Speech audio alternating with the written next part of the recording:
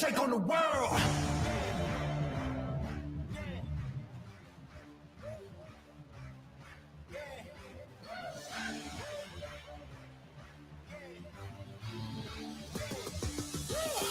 We're gonna take on the world. All right, guys, we're back again with episode 68. This is Third Eye Truth Theorem Podcast with your host, James Gill, and my co-host, Joe Hill. Hey, I'm still here. Oh, man. Unfortunately. Suckers. Guys, what's that, Joe? I said suckers. Yeah, 68, man, and it's still rolling. Going through these episodes like what, Joe? Give me an example. Go ahead. Just give me an Where are example. you going with this? Example. Come on. Wow, what? Oh, never mind. I have You no failed clue. that one. I had You no failed clue that where you're one. going with that one. You failed that one. I'm so sorry. God, I already got the Failed clues that one. already. Shit. Early in the game, you got that. All right, guys, we got a special guest tonight. I haven't seen this guy in it's been years, man, hasn't it? It has, yeah. Dude, Yeah. Ryan Bendoski's on the show tonight, guys. How you been, man? How we doing? Oh, man, good. Let me get you up. Yeah, You get that. Sound clip, man. Yeah. The millions of people watching above us. Yes. Oh, man. So how you been, man? Good, man. Busy. Yeah? Busy, yeah. Oh, Just, man. Why do you always ask him that question? Why do you always go into that? I always Okay, wonder. ask him how he's doing. Yeah, you could ask him that, but now What's wrong with that? how you been doing, man? I've been good. See how it works, Joe? See how Yeah. it works? It works out perfect. I've been fine, man. I've been working hard. This podcast has been keeping me busy, It's especially awesome, work, man. you know, Yeah. shit like that. 68 episodes, man. Yeah, That's, man. We've been doing some work, that's a lot man. going on. We just started doing double episodes at the beginning of February. Nice. So it's been a test our will and fortitude. Yeah, it is tough. But it's been good though. It's been really good, man. I can't complain. Nice. Oh Good man. job. So you want to start off, Joe? Yeah. Since yeah. I started off the wrong way. No. Yeah, you Ask start him how off he's well. doing. You ask him how you're doing, but you always ask a question after that. So How are you that's doing, why I was Joe? like, Yeah, see how that Ah. works? I'm living life now. See how that works? Doesn't that feel good? Sucks to be being Get the pleasantries out of the way. Yeah. quit drinking alcohol for Lent, so Oh, I can't drink my wine while I'm in this Oh, I've been podcast. teasing him a lot too. He came into work last weekend and did a shot in front of him, right by his face. You did a shot while holding your like, hey buddy, how you doing? Here's a shot for you. Clink. Clicking my mouth, clicking my right in Dr. front of his Pepper. face, like they. Ding. Yeah. But he's been Yeah. doing pretty good at it. I've been actually. It's been. How's it feel? Weird. How many days? 5? Since Wednesday, it's gonna be a week on Wednesday. Oh man, Yeah. 7 days Yeah, sobriety. thanks. Got to start somewhere, Sobriety. man. Yeah, You know, It's it's, making me sound like I'm doing a 12-step program. Yeah, so this is the first week. That's the first step. 40 days. I can't wait to be over. Say that. What? Kathy. Kathy? She's we used to work at the sandbar. Can't remember Vicky's. Oh yeah, Kept- yeah. yeah, thank you. She said somebody was doing it too, was quitting the same time and only lasted 3 days. Ooh. You Somebody, see, Quit the same thing. you know, the more days you get underneath Yeah, it, it's pretty easy. yeah. I mean, I've done it before. It's just it dude, I just did sucks 10 because 10 months straight. No, yeah, you liquor. did. Yeah, I remember. Felt great, man. Felt great tonight. Waking up in the morning and being like, oh, okay, no hangover, none of that shit. So I'm trying to lose weight for a while, so alcohol totally slows down. yeah, Like your process is trying to do that. That's So what people keep on telling me. You're gonna lose a lot of weight. I said, well, I'm still drinking soda, so I'm not gonna lose yeah. that It's much. some stuff you gotta cut out. That man, if you're Fuck trying to that. do that, you gotta cut some stuff out. Seriously. Yeah. Dude, What I did, I was like, no eating late nights, stop drinking. Dude, I lost at least 15 pounds. yeah, And that felt great, man. Just Yeah, get up man, and so So I started drinking again. That's like I feel like shit. get in shape to start drinking. you need to again. stop. You need to stop doing those shots like we used to. yeah. I was like, oh, So people don't know who you are, honestly. no So bullshit. no, They know not who Bendoski everybody- is. not everybody Everybody that knows this guy. watches, not everybody knows who Okay. Ryan. Well, I know that. I've So known this who guy for a is long time. Ryan? So I'm how just did a you bum, become? man. I'm just a bum. I have no idea why you guys call me up, man. For real. So It's a schmo. Everybody knows you that you sing, and Oh yeah, I forget about that. You do, yeah, definitely. know. Yeah, I- I've been doing that for a yeah, while. you're doing that for a while. Yeah. I used to watch you when you used to do it down at Santinello's. Yep. I was So- there. I was at Sentinels for about 10 years. Before that, actually, our friend Carrie Zellers. Yeah. God rest her soul, RIP, man. Yeah, God rest her Carrie soul. Zellers. She was great, man. She got me in down at the Mansion Grill. It was Yeah. probably like Really? 2006. You were Really? doing I that wanna too? say, yeah. And that's, I mean, I didn't have equipment. I didn't know what I was doing. You know, I just played out or like around like down at the breakers and just jamming with my friends, you know. And she was like, "Hey, you want to come down and play down there?" I'm like, "Yeah, man, sure." You know, so started out there doing that, and then you know, like it went well. You know, it was a little rough, but you know, started getting better equipment and stuff like that, and that kind of motivated me to keep it going. And you know, it's just yeah, I just had a lot of friends that played music at that time and encouraged me to, you know, like another friend who's passed on, Tim, buddy Tim, hippie Tim, Yeah. Tim Krieger. He was like, "Man, you can't just play for yourself, man. You gotta get out there, you know, Let people hear you. Yeah. Right. because they find enjoyment in it." So, okay, if people enjoy it, then you know I'm gonna, Man. I'll do it. So, Doing a sense. have you just been singing by yourself, or I've you've been- always just been, yep. I've never been in a band. Never. I mean, like formally, you know, just I find it hard to keep other people's schedules along with my own, you know. So it just didn't really pan out. And like some of my other friends, they'd be have their own thing going, and yeah, I just music just meant so much to me, you know, that I just wanted. I find a lot of selfishness in it, you know, like in the whole process of it, like even practicing when I'm at home, you know, like just hanging out.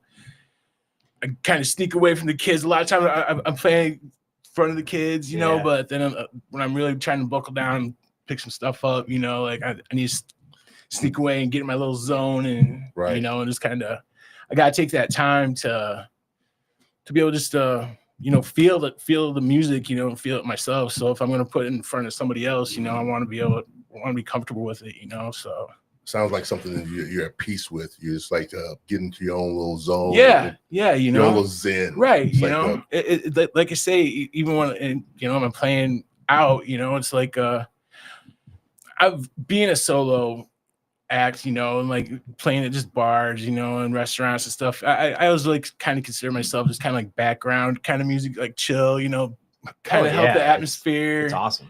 Ambiance and stuff. But so it's easier for me to just kind of do my thing. If people enjoy it, you know, like give a thumbs up, give a clap. But you know, if not, I'm on my next song. I'm gonna dig it, man. You know, like I'm gonna have fun. You ever thought about going to like wineries or anything like that? Oh yeah, I've done quite a few wineries. Yeah, I've done played at Vineyard 2121. I've been a couple few over the years, man. Like I said, doing wineries, a lot of not just bars. But like that's I pretty cool. I played at the Mansion Grill, used to play at the River's Edge, Santinello's. Man, there's so many places around it. There has been, you know. Did you ever play down at the Boathouse when it was open? Actually, I did the last few years, like for the previous owners. Yeah, that's a lot of fun being out there on the outside. deck. Yeah. See, I haven't seen a show out there yet on the outside. Dude, it's nice. It's just so nice. Relaxing out there, isn't it? Right, Bells was another great one, man. I was up there for a few years, and it was just up on that rooftop watching this, getting the sunset every night, playing a little Bob, man. You know, like it's just a great atmosphere, you know. And you just try to that kind of that helps you as you're performing, you know, like the better atmosphere that's already there, you know, like it just encourages you and like kind of.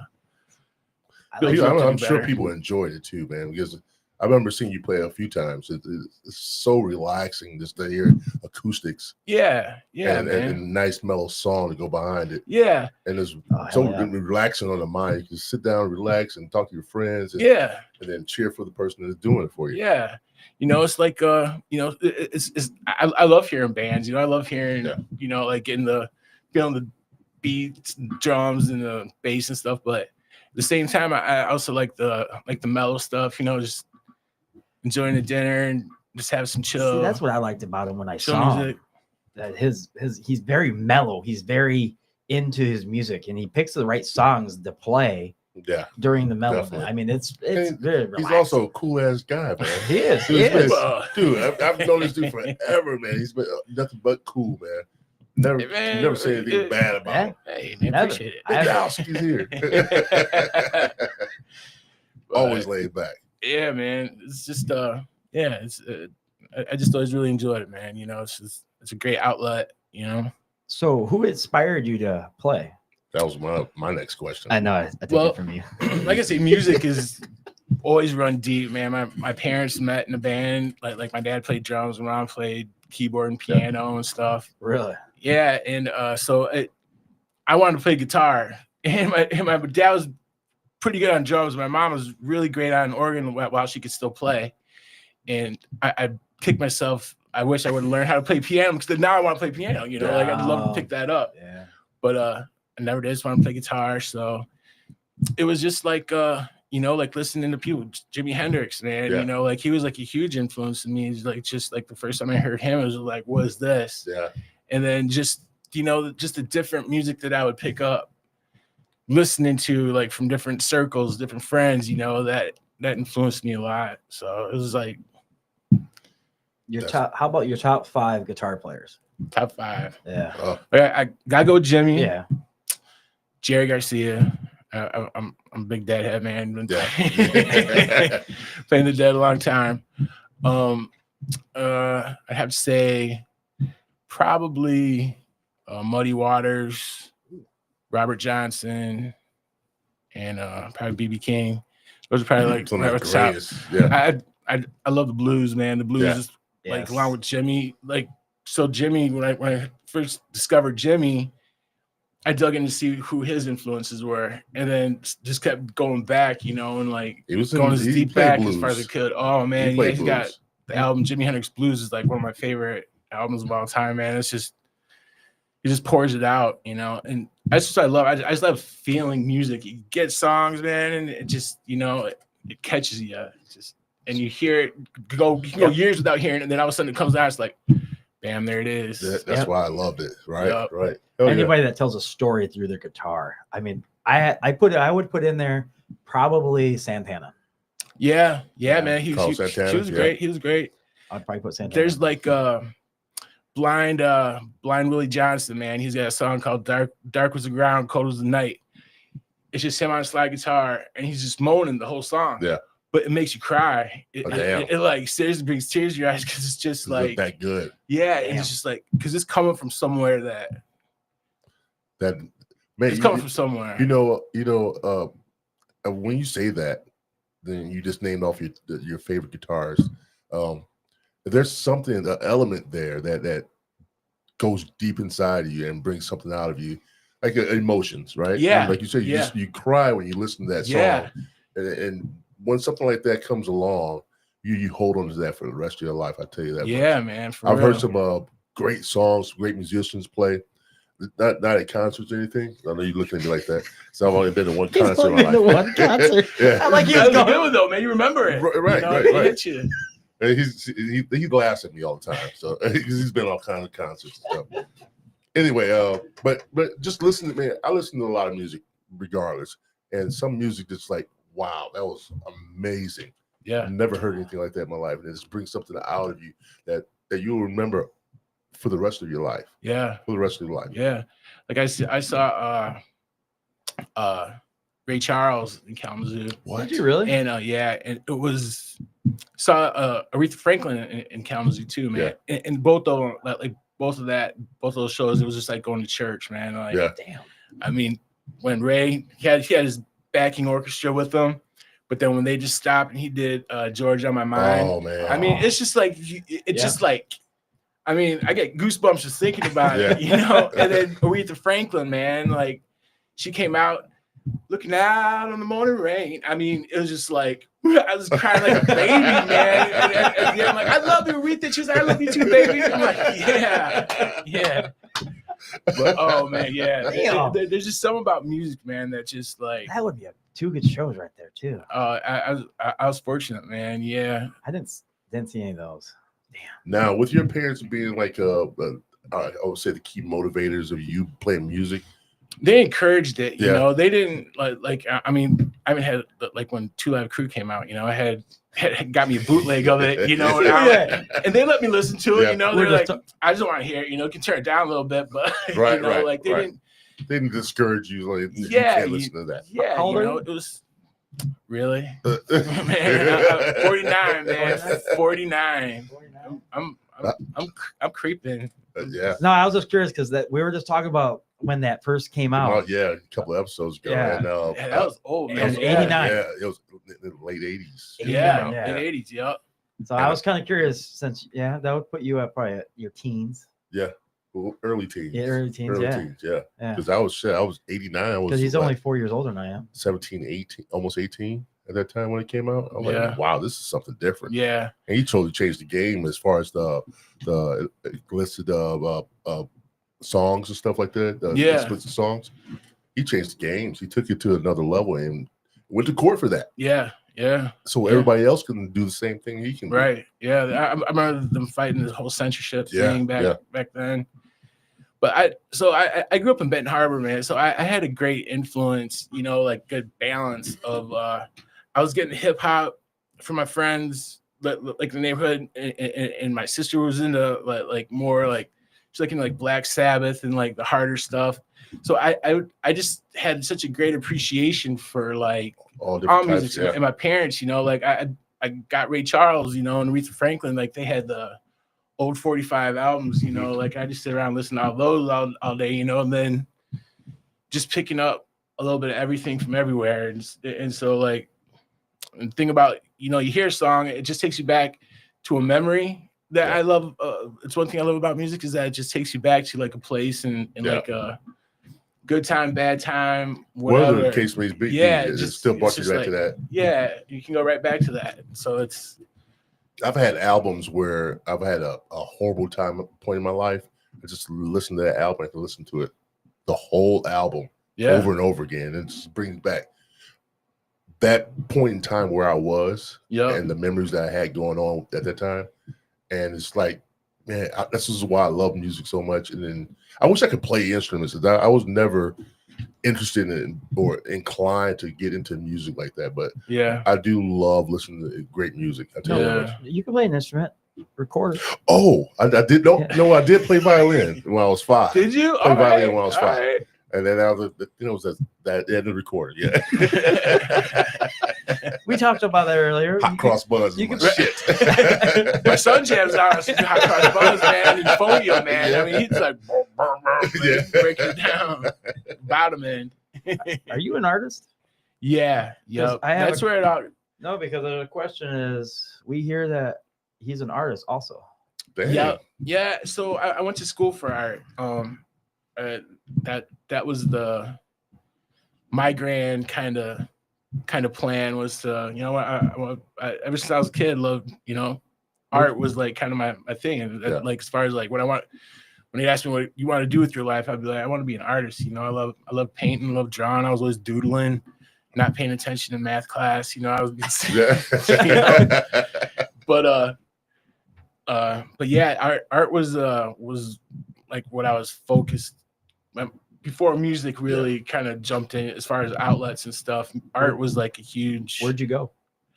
So I didn't quite make it to the art school. I ended up going to LC, but so like when I was my after high school, my mom had MS, so I was taking care of her for quite a while after that until she ended up having to go to a nursing home. Yeah.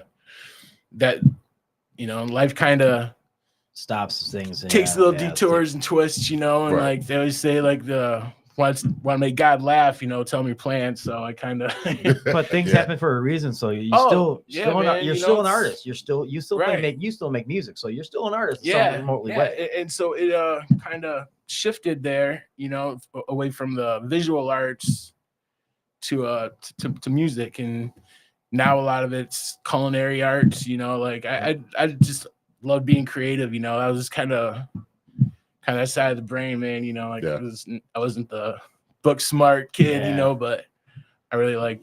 Now with your mom with having MS, that take you to a different place where you can like put all that into music, make it you know what I mean? It's it's like a stress relief. Oh man, yes, it was like while I was, you know, like going through a lot of that stuff. It was kind of heavy, you know. So music was definitely music in art too, you know, like. But music, especially because she played such a big role in, you know. What's your artwork? Well, so I've got like I always like doing people, like doing like portraits and stuff. Yeah. So I got a wall that Nardo actually still has down at. Really? Nardo. Yeah. That I did for when it was ours. Tom gave me a wall. And which one did you do? It's B.B. King, Bob Dylan, Jay Garcia. Oh, that was yours? Yeah. Big ups to that, man. Hell yeah. And over the years, you know, like people would write on and stuff. Yeah.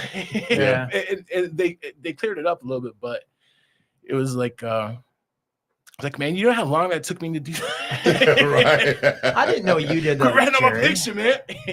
But yeah, so for multiple artists. We had Eric Bradford that did a lot of work down there. Yeah. I didn't know you did that. Yeah, so there was like somebody came in like later and did like down the stairs. Yeah, I think it was Eric Bradford that did that. Yeah, and so like when you went through like that first archway, on the right hand side that wall, like I did not know you. Wow. Yeah. Oh yeah. Actually, never got back down to finish it, but it's good. I was happy with the. I thought it was another cool Ryan Nardo still kept that. Yeah. Yeah, he kept a lot of those artwork there. James is on the wall. Yeah. Well, I'm sure. Well, you basically owned Czar back in the day, man. Yeah, he's on the wall. Look, probably 3 times. Eric Bradford did a portrait of me behind the bar, the middle bar. Oh, did he? Nice. And he had the gauntlet like Thanos, and drinks were coming into glasses. It's pretty cool looking, man. Nice. And people were like, I see you down at Czars all the time down at Nardo's, and like, the portrait over the bar. Yeah, that's cool. That's cool, man. That was awesome. He did that. Shout out to Eric Bradford, man. Oh yeah, one of the founding fathers of this. He helped us with this podcast a while back. Yeah, the early stages. The first 10.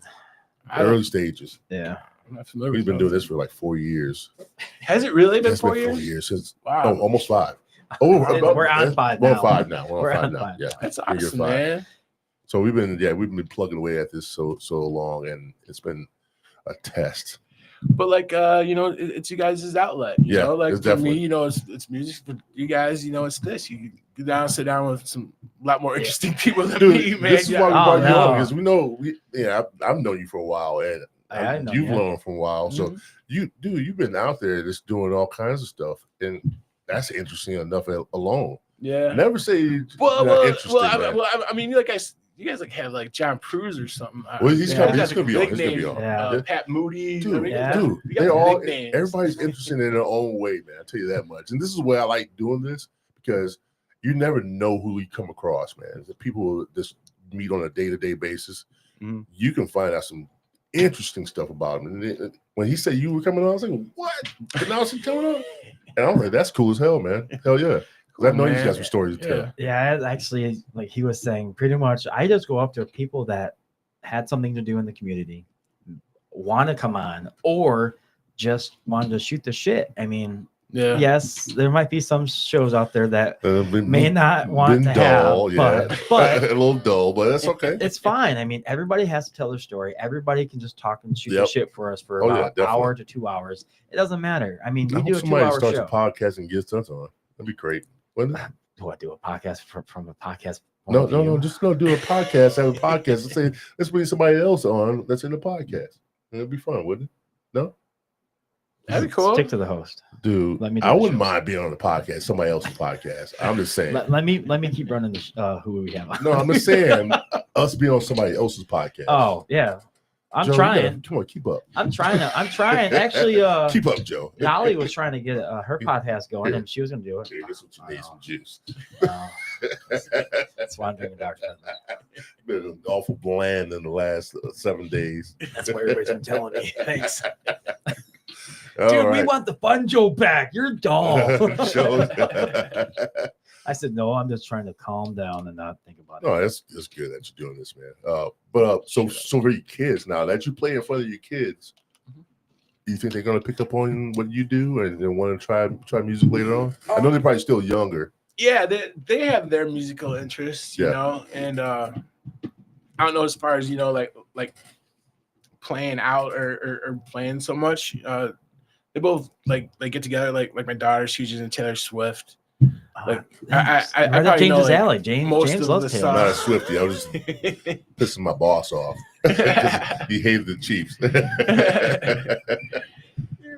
My son, he has a great kind of eclectic mix of music as well. Like he likes his Imagine Dragons, but going to school in the morning, we got Rock the Bells going. Yeah.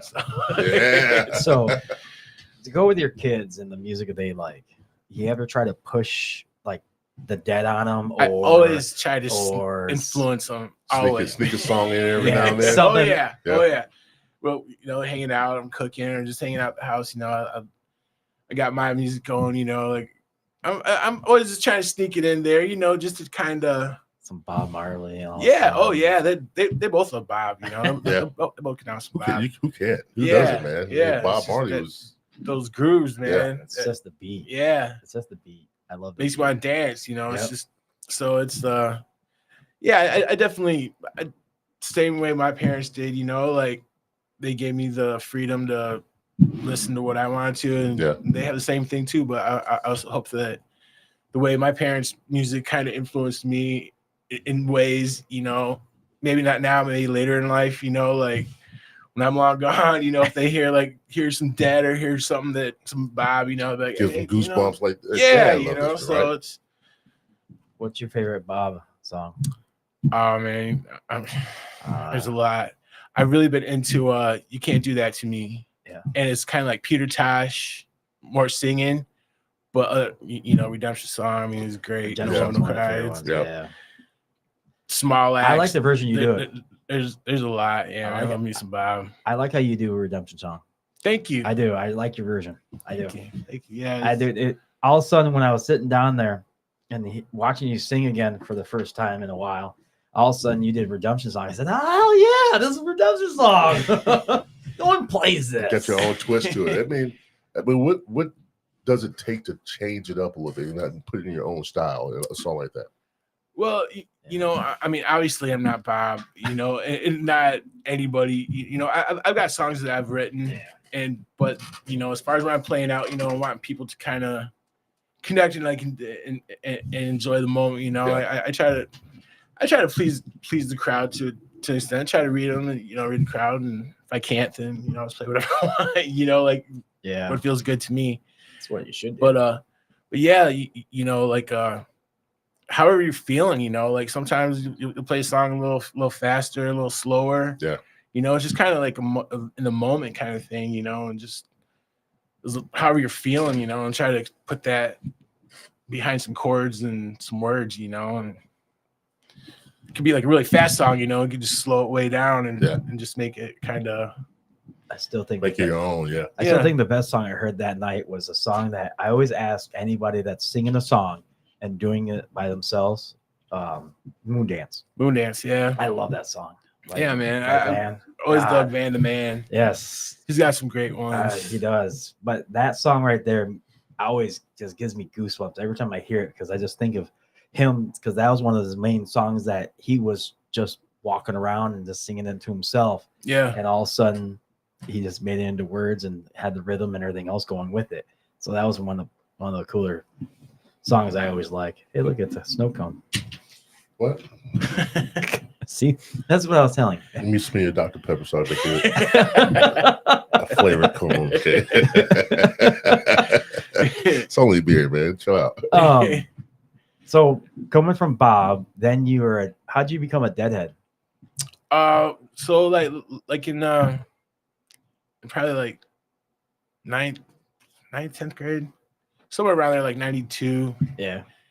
93. 93 I went to my first Dead show. Where at? Soldier Field. 93. I didn't travel around like that. I saw him at Madison Square Garden. Oh, did you? In '93. Nice. I was 13 years old. It was my No first. shit. It was my first concert. Nice. That your first show is Dead Show? Yeah. Nice. Yeah. Yeah, and then back then a lot of it was for the extracurricular. Yeah. Yeah. But it was like you got like my last concert before the Dead Show was I think like White Zombie and Prong. Really? In Kalamazoo. Yeah, it was like metal concert, like hard rock shows. Yeah. Like Can't that's just see what we you- were going to. I can't see you enjoy that type of music. How laid back and So it was crazy because like there you got mosh pits and like people just Hardcore, yeah. and then like I'll just never forget like walking in, giving the lady my ticket, and just like a group of hippie chicks, man, just came up and just gave me a big hug. Was like, "Hey, have a great show," and like this is a different vibe, Right. It was just like, and people were just more dancing and not trying to knock each other off their feet, Right, and right. like, and then like the music, it just kind of hit you, and so it changed my life. It really did, how for the laid better back and slow jams and just kind of like, just jamming away at and just I laid still back. appreciate like a lot of the harder stuff sometimes. You just have those days, you just have those moments. Like there's a day for every kind of music, and stuff. That's but true. I'll give you that. But man, yeah, that just threw me. That whole experience just threw me for a loop. I do say I did see some heavy metal bands. I have seen Korn. I had never seen. Actually, yeah, I did see Rob. It was Rob Zombie and Korn together. I never seen Marilyn Manson though. I didn't. I ran into him at a bar up in Kalamazoo. Really? Yep, it was him and another guy. He had we were friends, like I say, we were at some little bar in Kalamazoo, and I guess they had played that night, and just walking around like, who? That's Marilyn Manson. Just like she was really tall, had like one blue eye, one right.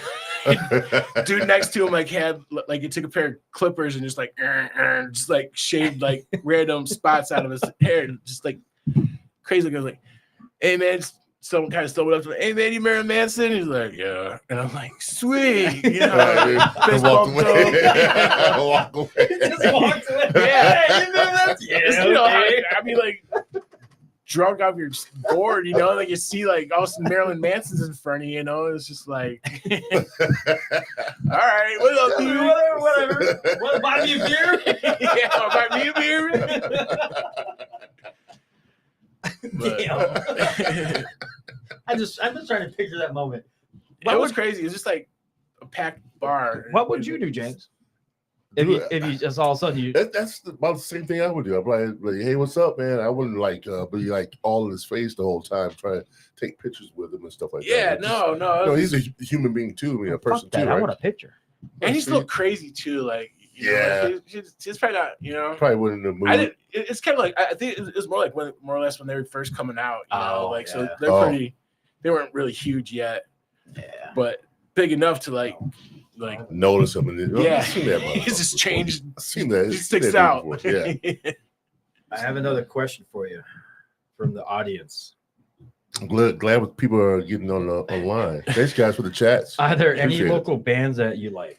Local bands that I Oh like. yeah, let's get into the nitty gritty. So I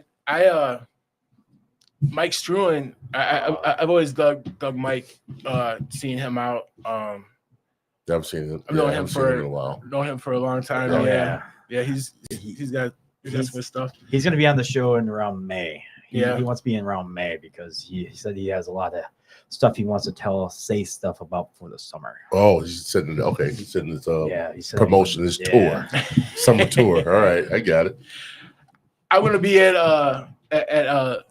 on the River Tavern again on Saturday. So I got booked up just yet. Hey, you can do the shout out towards the end. See what happens with this show, man. Yeah. But besides Mike, is there any other bands? Man, like it's been I don't go out anymore, man. I literally do not go out. You're not missing anything. I mean, I just don't go out. I mean, we had the cafe, didn't go out because I was busy. Yeah, and got the kids, and we literally don't go out. So Morgan's band? Morgan's great. Yeah. Yeah, She'll be on, too. Morgan's She'll be on. amazing. She's on the end of this month.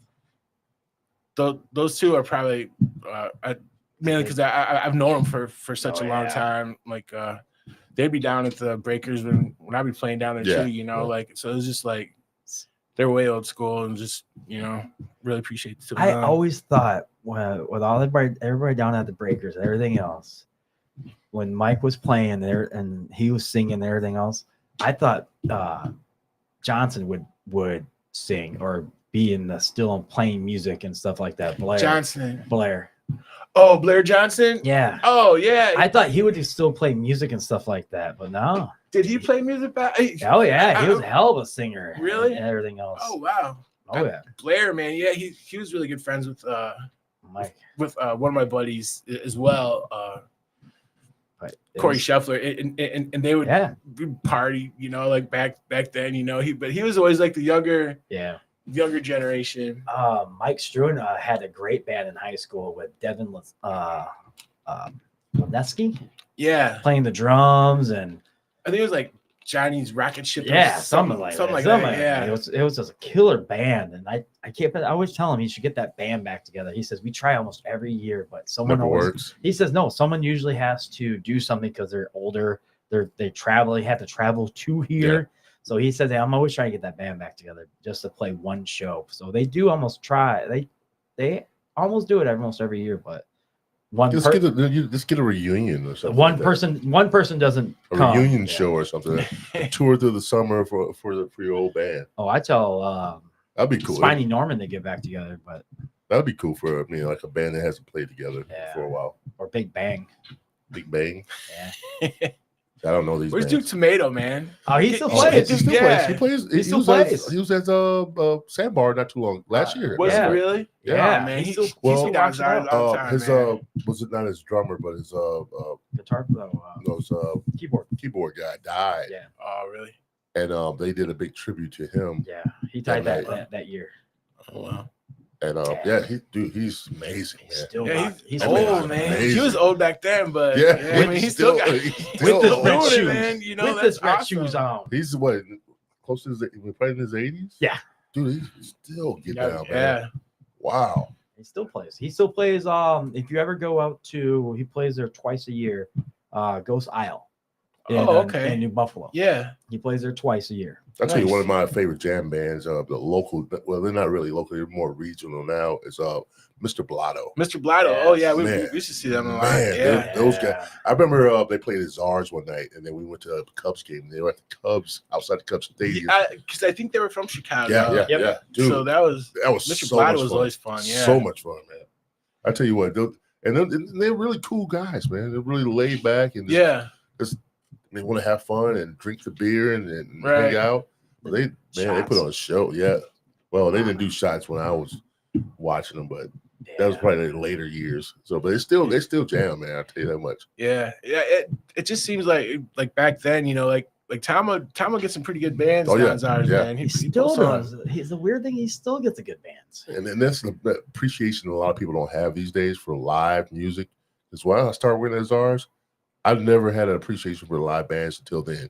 And, Yeah. and once I got that taste of it, Yeah. oh man, it was hard to stop. It was Yeah. hard to stop. Really? Yeah, dude. I've never had seen a live band till I worked down at Czars. Where I actually went down to Czars and watched. See, I just love Yeah. live music. I really listen to live music before I ever go back to DJing again. I couldn't handle it. Everybody wants a DJ for the wedding. Yeah. Imagine, like the wedding scene, the movie The Wedding Singer. just I would have never a want a live. I've done a lot of weddings, Yeah. man. But I'm more the cocktail hour guy, Yeah, yeah, and yeah. then like when the See, reception I'd rather is going, have then, that. then they get That's the cool. Yeah. get the Oh yeah.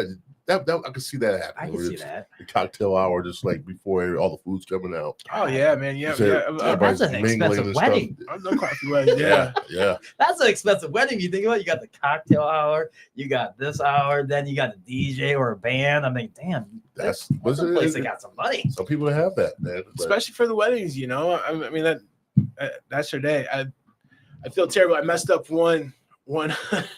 The last one I did, I was like, man, I'm never doing weddings again, man.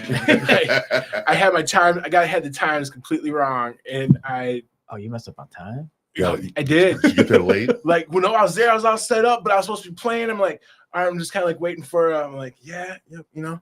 And next thing you know, like someone came like, hey man, are you supposed to be playing? I'm like, shit, man. Like I thought it was at this time. I'm like, no, man. It was like you're supposed to be started about 20 minutes ago. I'm like, oh man. So man. I at least you were there. Looking pretty, man. Just holding my guitar. This is what I'm supposed to do. I felt so terrible, man. Yeah. Like, At least you only missed 20 minutes. Yeah. I'm shocked no one told you after. Dude, aren't you supposed to be playing before that? Well, I think they're kind of like maybe just waiting for, I don't know, like just Other band members. maybe thinking I was getting something ready or doing. I don't know, man. But yeah, I At least at least you were eating. All of a sudden, hey, let me finish my food first. Right. I mean, I've done a lot of weddings before, man, and I was good at my time, like getting, like I did professional about it because it's like me, it's my name, Yeah, I put it up there. So exactly. I did one wedding and I would never go back to weddings. Couldn't do it. What? I fucked up their give us the people's details. names. I fucked up her the bridesmaid's name. well, at least I didn't do that, man. Yeah, I did. Her I was- last I name. was waiting to hear that. I did. I fucked up her last name, and I said, "Oh, fuck." I even said that on the mic. Fuck. Oh shit, Joe. And then like people said, "This is how you say it." I said, "I can't say that. Sorry." Sound it out, Joe. Sound it out. Shut up. Should have wrote it down. I did write it down. Why can't the name be like Weaver or Smith or Johnson, something I can read? The lady was Chinese. I couldn't pronounce her first name, or I pronounced her first name fine. Her last name was something like Toshabi. I wish you could have been a fly Yeah, on the dude, wall it with that one. sucked. You got a videotape of I that even one. felt bad. And I said, I'm sorry. So This then DJ sucks. Then I got a mic guy for it. After that, I actually did one more wedding, but I never did anything on the mic. Okay, that's why I do it. Every single person that was talking on that. Next song. No, I was doing songs after that. He was just announcing the names. I couldn't do it. So how much money you give him for doing that? I gave him $100 for an hour. Oh shit! It's only announcing the names until that, and then I can say, "Yeah, it's time for the cake." I can say that shit. Okay, you can get out of here now, Joe. Here's your $100. Here's your $100. But Jeez, yeah, I did. man. I felt bad. I did. I After felt that, terrible. I did too. I mean, it was like their wedding song, It's like stuff like their memories are gonna be made up, and I just Yeah. I blew it, man. Well, Yeah, Well, I you know, did too. When it was time for the lesson bridesmaid, learned. Right. time for the Right. bridesmaid to make her announcement. Lesson Man, learned. I couldn't do it. Really messed it up. Joe said her last name, and all you hear is this, right? No, I heard it's this dumbass. My bad. Sorry, I fucked it up. Oh man. It was hard. I mean, it's hard to just stuff like that for me. That's why I never did weddings after that. Couldn't do it. I give you props though. Give you props for playing weddings. I mean, Start doing stand-up comedy, man. That's the worst, man. dude, I could do that. I screwed up so many names. They roasted me after they got on the stage.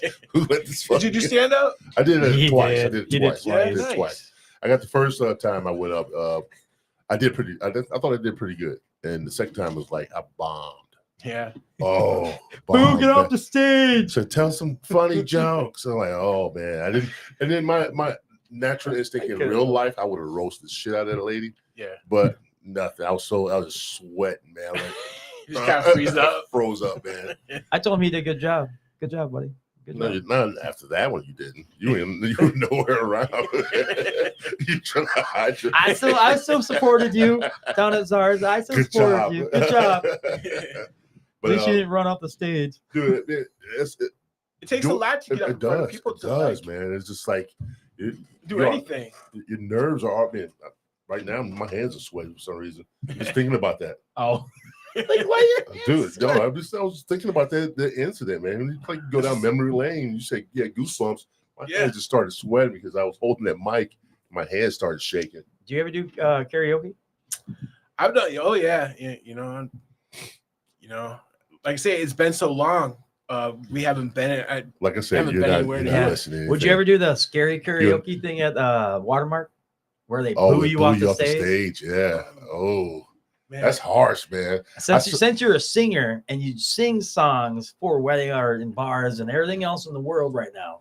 I would ask him, do you really think that deserves a boo? Like, come on. I've heard some stuff, some karaoke, like, let the bodies hit the floor. I mean, like, that makes me want to punch myself in the face, a lot of times when you hear that at karaoke, because it's just like there's somebody in there, like, right up, like, in like. So, yeah, because I was curious. I always ask people that do sing now, would you ever do that? Because I've seen them boo some good singers and also Hey man, like if a gong show. Yeah, like it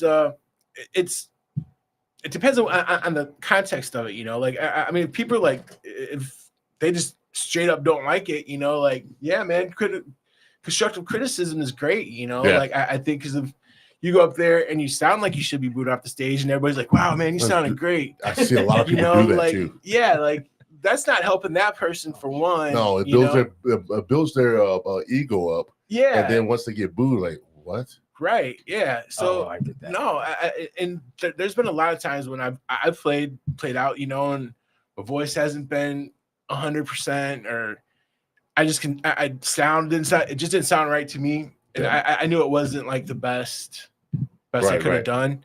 And people are like, hey man, it sounded great, like, it was awesome. I'm like, no, it didn't, man. Dude. Come on, man. So you don't believe him? I heard it too. I heard it. I could hear it too. I could hear it too. It wasn't my fave, man.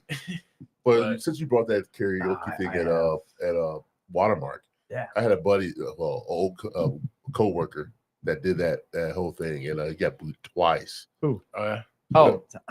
I had a video of it. It was funny as shit, man. Because he thinks man. I told him, dude, you're not that good. He's done karaoke at where we work, and everybody's cheering him on. Yeah, you're the best, Tom. And then I was like, dude, that's not that good, man. You sing what's that one song? Fireball. Fireball. He does that song. Like, dude, come on, man. Really? That's the best you got? But he did that song at that karaoke thing, and they booed the shit out of him. Oh man! I mean, before he got to the Fireball, boo! You just see people before you got to the best part of his song, that I can really sing it. You see people putting it, get off the stage. You suck. Dude, they were rough. They were rough. Is it like they do that just to like that's the point of it? Yeah, I think that's the point. So there's no crowd. You do get a trophy at the end of the day. You're just taking it like a champ. And like, all you gotta do is sing through the boos. If you don't get booed, you go to the next round. So, and they do it until you have a winner. And there's some people that are out there that are ruthless. I mean, first note you hit, they don't like.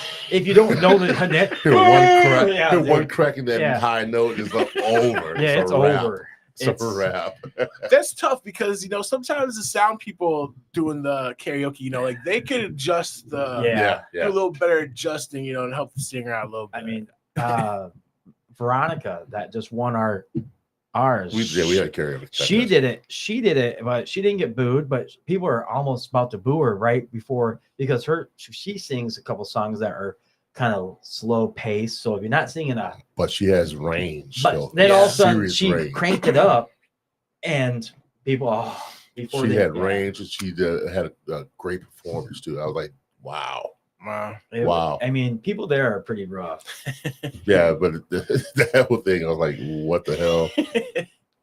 I saw the videos on that. I was like, I would never do that to myself, man, because I know I can't sing worth shit. So I'm gonna get one more question in before the top of the hour. I'm gonna get this one question in, because whoever is Jay Anson, whatever. Let me see.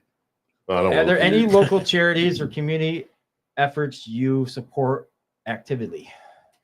Actively? Oh man. So while we were blow those letters up. I know. It was. It's Go ahead, man. When we were had the cafe going, we were involved in quite a few. We worked a lot with Meals on Wheels. Nice, really? local suicide prevention organization. Oh, that's cool. We there were a lot neighbors against racism. Just we were trying to help as much as we could, where we could. Yeah. That's pretty cool. I mean, that was the beautiful thing about Full Circle, man. We just had an opportunity to get out into the community where otherwise we never would have been able to. Yeah. So it was really great being able to help out, like COVID times, doing what we could to help the medical workers, just anywhere we could, man. And it was, that's awesome. Yeah. Kind of kept us going. That makes you sad. All right, guys. We're at the top of the hour. It's 9 p.m. 9 p.m. No shit. First hour's gone. Told you that would be easy. We know that'd be easy once we started. We started. All right, guys. If you guys were watching us now, you may see a little coffee sign on our podcast. Yes, if you want to donate to the podcast, please do. Just hit that with your mobile phone. Take a picture of it, and then it goes right to our link. Donate if you want. If you don't, oh well. I don't like these guys are great guys, man. And if you not only that, if you're watching YouTube, do this for us. For more awesome content, like and subscribe now. Do that for us, guys. That helps out the algorithm and helps us out as a podcast. It keeps us going, makes us more relevant. Please just hit a like button, hit the subscribe button. I don't like coffee. Not that hard. I don't care if you don't like coffee. It's for the podcast. Oh, okay. Yes. Help me out. I like coffee. All right, guys. We're at the top of the hour. Once again, it's the Third Eye Truth Theorem podcast. I am James Gill, your host. This is Joe Hill, the co-host. And our special guest, Ryan Bendoski, is here with us for the second hour. About to get into it again. Let's go, guys. We started like 5 minutes late. That's what. See, you have to say that. That was my fault. That was my fault. Right. You didn't get the directions. You got lost. All right, and never mind. Google Maps took me to the wrong spot. Man. Don't worry. Man. Seriously? Did it? Yeah. Fuck Google Maps. All right, now go ahead. Oh, you have a question? I was going to say about Full Circle, man. I was going to get into that. Right. I was waiting for that for the second hour. All right. You want to start? Go ahead. No, you go ahead. I want to hear what you had to ask. No, I just want to know, where did you come up with the name, and when did you start this? So it was good question. It was my wife's brainchild with her and two of her friends. But prior to that, we had an apartment. We had our first daughter, first child that we were raising, and she loved baking. It was baking was her outlet, as music and art was for me. And she got with Rosanna Santinello. We're both kind of, that's where I met my wife. That's where I met Jamie. Santinello was playing there, and she got with Rosanna, and they started gluten-free goddess, is what it was. Gluten-free cakes and different things. And so that was going for a little bit, and then she got with her two of her other friends. One was a chef, and another was also a really great baker. Yeah. And we just started doing well. Before that, we were still, the gluten-free goddess didn't pan out. So Jamie's and I, well, mainly her, but I was up at nights too, like decorating cookies, helping decorating cakes and stuff like that. And so then doing what we could out of our apartment essentially. And so then she got with her two friends and like, hey, we should, put something together, collaborate. So they found the location for Full Circle, like kind of fell into their hands, and they started up. Full Circle was, all of them were from the area originally, and it kind of, everybody's lives kind of came full circle to that point where the three of them kind of were at and wanted to do this together. So they started up. It got rolling, and and the chef kind of didn't have the same kind of vision as my wife Jamie did. Yeah. So she was still great in her own right, but she didn't necessarily want she what she wanted to do. It wasn't conducive to like necessarily what the community wanted, because I mean people were coming in and like, what do you guys got? You know, and it just people just wanted more. So Yeah. She ended up leaving, and I took her space, took her spot, and got involved in it, and put together a menu, and then that's where I kind of came in it, and like I say, we just built a menu, and it just kind of grew from there. You know, like it started out with just soup sandwiches. You know, we still had the bakery going. Great coffee from Fusco. We so yeah, it just kind of grew from that, you know. And then in the course of wanting to grow, a lot of times one of our problems was we outgrew ourselves. Yeah. Like we couldn't keep up with our growth necessarily, you know. Like we found it hard to, you know, manage the growth, you know, like because you want to grow your business, but at the same time, you know, like you gotta figure out how match to the needs of the growth, right? Right. You know, like as far as payroll, you know, and because you need as you grow, you need to bring people on, and then it's just more everywhere, you know. So it just more responsibilities. Well, responsibilities, of course, but like also, like I say, you know, like staffing, you got to keep up with the growth, and you know, like I mean, we were so blessed to have like amazing people. We had the best people working for us, you know, like throughout the entire time, man. I mean, just really amazing individuals that gave their heart and soul to what our vision and what we were trying to do as well, you know. So it was just like, but it's a tough job, man. It wasn't easy. It wasn't easy. It was really hard on my wife, because I mean she was a little bit everywhere. She was cooking, she was doing all the bookkeeping, you know, and so we're still trying to balance, you know, like having kids and stuff, you know, and so I'd always I was the early shift, and then she'd come in and do the later shift. But I mean, it just got to a point where she just wasn't leaving it, especially doing like the bookkeeping part and stuff like that. So she was the hardest working woman that I've ever met. I mean, she was just like beast mode. Seriously, like I mean, it couldn't have gotten nearly as far without her. Like, how long was it open? Just breaking it 9.5 years. Damn. So it was a good run, you know. That's a damn good run, man. You know, and it was just a lot to be thankful for, grateful for. Like I said before, just being able to give back to the community, you know, like where we could and when we could. Where we otherwise wouldn't have been able to.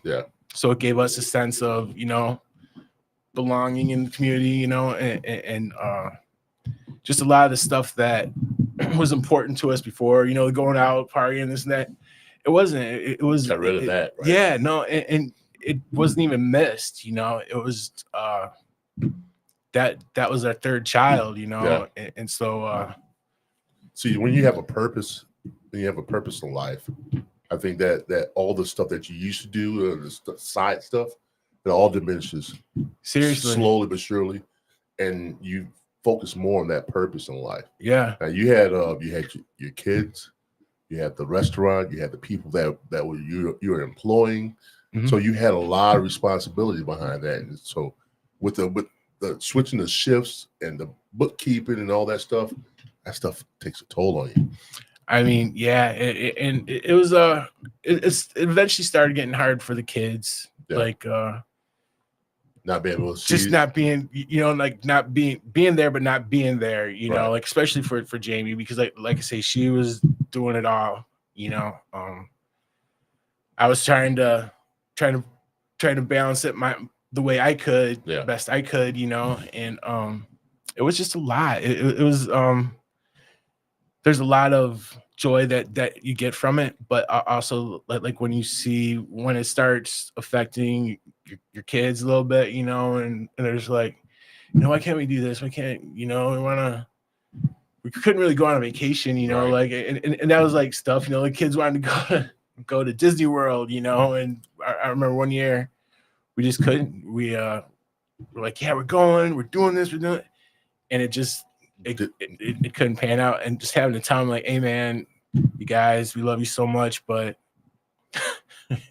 we can't do the Disney World this year. Yeah. And it was just, as a parent, you know, it's like, it was soul crushing, you know, like, because you just, so yeah, it was as beautiful as it was, there was also, you know, like it got to a point where it was just like, you know, would you ever do it again? Absolutely, yeah. If you had the chance? I think so. And that sounds crazy, probably, but I think I don't have any regrets for it, you know, like just because I know the impact that it had on people, you know, and the impact it had on us, doing it, and the relationships that were built, and you know, it was difficult for the kids for sure, but there were they had some great times through it as well, you know. It wasn't all terrible, right. You know, all the time. Good times and bad times, of course, right? Yeah, so it was just hard to find that balance, you know, and I think that's kind of the key to everything, you know, just trying to find that work-life home balance, you know, and when it's out of whack, you know, then you just got to try to make the changes that you need to find that, to kind of balance it back out. James, so I'll tell you this. When I saw him about 2 weeks ago down at the tavern, this lady comes up and says, I miss your biscuits. I heard about these biscuits, man. I miss your biscuits. You had the best biscuits and gravy. And she shouted it out. And I had to go up and give her a hug. It was right before I started playing, man. And it almost brought tears to my eyes because, you know, people do that. And, you know, and that's part of the reason why we, when we decided we were going to shut it down, we we're like, you know, we don't want to just take the whole idea of just taking this thing out of the community and the people that loved it for so long. Oh, yeah. It just didn't seem right. I love it on lots of levels. I love going there.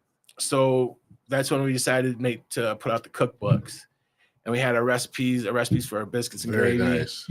And some of the other things that people really loved at our place, you know, because there's been restaurants around here that have closed up, and I like take for example that's New Orleans Cajun Deli. Yeah, that was one of my favorite places. That's New Orleans Cajun Deli. Yeah. Cajun Deli. It's on Red Arrow. Yeah. Actually, the owners is the owners of Nuon Rouge or whatever it's called. Well, it's one on Niles. Yeah. Right.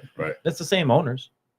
Well, there were a couple different ones at times. Yeah, but I know what you're talking about. They had the best food. Oh my gosh. Now it's a haircut place. Yeah. Rough Brothers. But like, so we just wanted to be able to leave the community with something for us, you know, like even though they're not coming to our place, at least you can. There's a cookbook.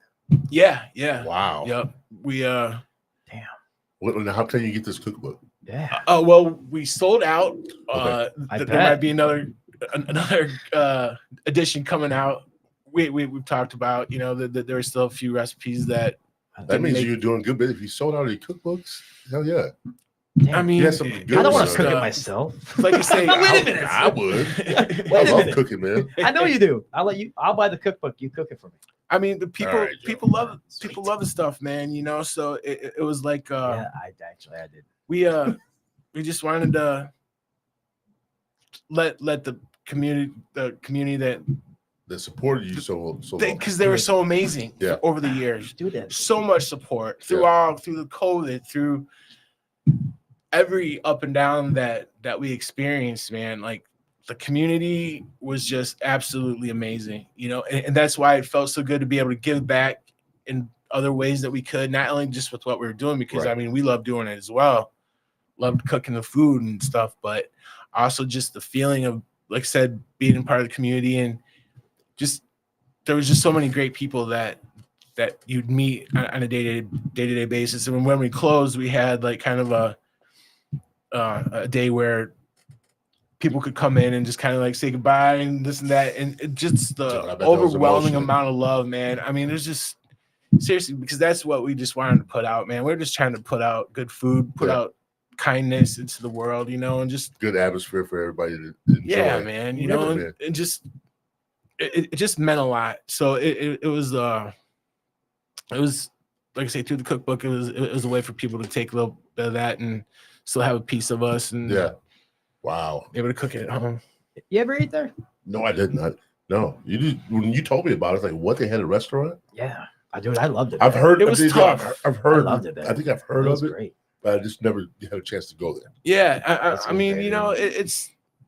I only went for lunch. I went for breakfast. That's all I did. It was just kind of one of those things, like people. A lot of my friends didn't make it there, and it's just people's got jobs, and people's schedules don't. Right. Because our hours were kind of, we just did lunch and breakfast. Okay. Breakfast and lunch. Kept it simple. So we weren't, like, for a while we were staying over to 3, then it was to 2, and so it was hard for everybody to make it there, So, but we appreciate everybody that did, and like there was just like I say, over the years, just a lot of love and appreciation for what we were doing, and we just really wanted to give back when we could. Catering or doing a food truck? There's been talk, that there was talk. Caterings were kind of a good part of our business for the last couple of years that we were open. We worked with like some like Lico, Cook Plant, a couple other bigger places. So it was great, so we're kind of moving on a little bit, just stepping back a little bit from the kids grow up a little bit, right? Yeah, and so it's just kind of see where things go. But in the moment when we open, it was just like every now and then somebody in our lives, at some point in our lives, we have an opportunity to like do something like that and make that jump. And so we were like kind of just free falling for a little bit, but taking the jump and kind of seeing where you land. And we saw where we kind of landed, and what defined us to take that jump is kind of helping us to get back on our feet, try to brush ourselves off, and then get back to wherever God takes us, Right. So I understand that. That's pretty good. It's always a lesson in all the things that you do in life. I'll tell you that much. Seeing you guys, that's why I couldn't have any regret. Yeah, exactly. So, with that being said, you guys opened a restaurant. You guys thrived in that restaurant, and the growth was a little more than you could possibly handle at that point in time. Am I correct? Yeah, and the growth and the weight of it, like were you like guys like having like people like waiting to get seats and stuff like that? Yeah, I mean, we had an amazing kitchen staff. Yeah. So we really, before we got our man Craig in there, Craig, he was just a monster in that kitchen. And over the years, we had some amazing cooks and chefs that worked for us. I mean, we had Sarah Heater. Sarah Heater was working with us. Yeah, she's coming on this month. Yeah, she really amazing. It was such an honor to have her. Pam from the market, Pam and Shavar. Really? They're coming in next week. Yeah, we got a lot. I mean, these are amazing people, like locally, that I mean, we had some of the best. Seriously, amazing chefs and cooks that I didn't know Pam worked there. I didn't either. Oh yeah, Pam was amazing. Now I'm gonna ask her that. She was awesome. Next Sunday. Love Pam. And so it wasn't really the cook times, like once we got that hammered out, after COVID, man, it was just tough. It was tough financially, kind of coming back, because prior to that, our numbers were steadily going up. And then after that, we took a shot, but we were doing everything that we could, to try to get that makeup for those sales. We put up, had outdoor seating, like we had right in the like right off the right around the street. You know, the village was awesome enough to let us have a couple of parking places that we had the outdoor seating in the front, then in the back. So I mean, we were just doing everything that we could to stay open during those times, man. You know, and so it was